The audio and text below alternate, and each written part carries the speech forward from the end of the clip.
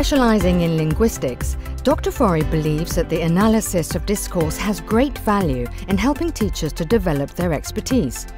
Research is at the center of her teaching, and her use of data from her own research, her engagement of students with research tools, and her encouragement of students to develop their own agenda in order to improve their practice.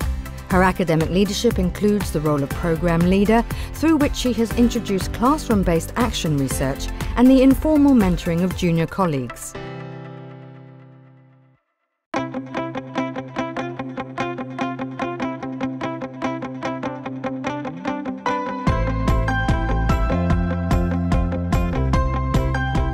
I use a lot of dialogue in the classroom, and when I say that, it's really where I as a teacher am able to question them about their understanding.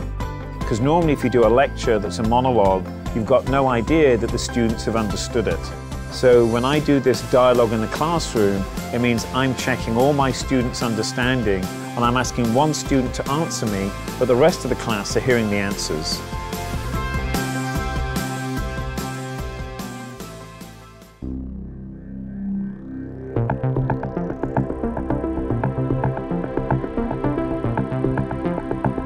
My teaching philosophy is experiential learning, because experiential learning is one of the very good platforms to let the student to accumulate their knowledge through some hands-on experience. Robotics team is a platform for students to work together. In the team, they come from different backgrounds. Big use of this one, they can learn their expertise and also learn from each other. This is what we want to do. In the robotics team, we are not only focused on academic excellence, we allow the students come from different backgrounds to learn from this one. Some students may be good in academic, but some students can also learn their skill set through the hands-on experience. We prove that this is a very good platform for them to learn and also demonstrate that they accelerate a lot of work and contributions in the team.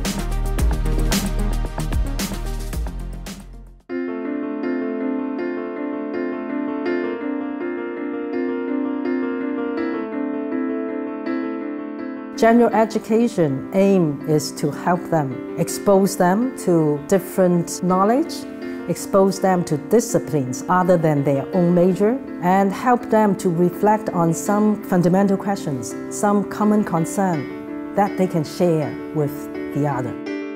Students get to understand different perspectives and also get to know different people from different disciplines. I would say general education enhances students' cultural sensitivity. It nurtures students the habits of reading, writing, and engaging in discussions of complex and serious questions about life. So the learning process is a self-discovery process. It's also a sharing process. It's a process of learning from a community of students from different disciplines.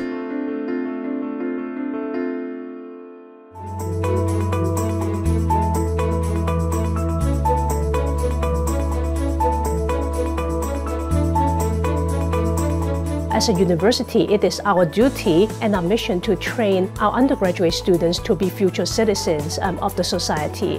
I personally feel that as educators, we have a mission to show undergraduates that they matter and that they can actually make a difference in the world. The students will go and experience these social issues, and in the process, they learn by serving the community and solving these social needs. At the end, they get educated. And they know, they learn how their education is relevant to the community.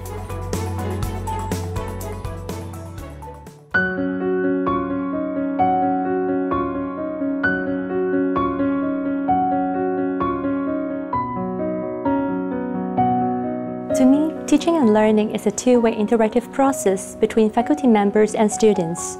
It is not just a one-way knowledge delivery, but it is also important for us to understand students' learning needs and identify their difficulties in learning, so that we can help to develop teaching innovations to help students overcoming their learning difficulties.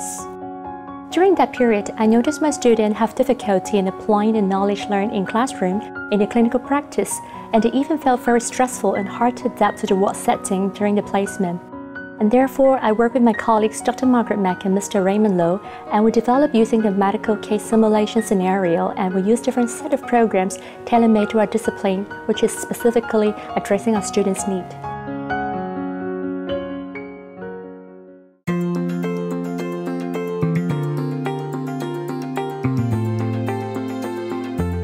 Insight, it's a function of exposure and experience. In order for students who have limited experience to gain the ability to apply their knowledge, it would be important for us to provide them with the learning platform. Even more importantly, for the subject area that I am dealing with, which is humanitarian medicine and disaster response, is to offer them the opportunity to be in the field, to experience the challenges, to experience things that can challenge the theoretical learning. And that's why experiential learning, which offers them the opportunity to be in the field, would be very important.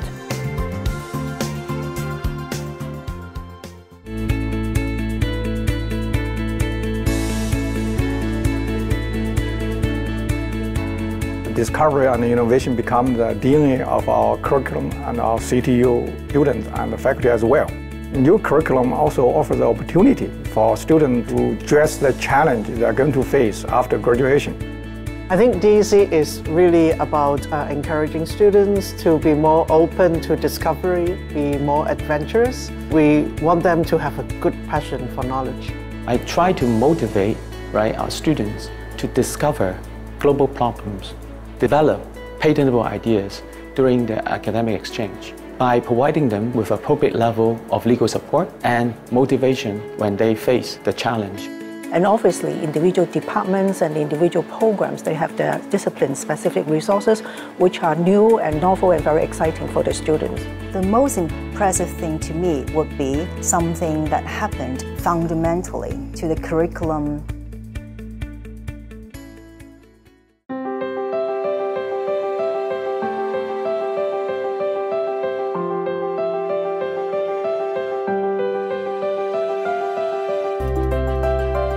Is not what I want to teach, but what they need to know. So we always have to put students in the center of the teaching and learning activities. Learning is not in-depth unless you have reflection. So whatever we ask students to do, we have to invite them to do some reflection.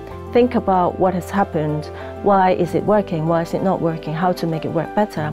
This is particularly helpful for therapists. My students are clinical psychology trainees. They're going to be clinicians after they graduate. So it's very important that they continue to learn. By reflecting on your own learning, you continue to think about how to learn better and more.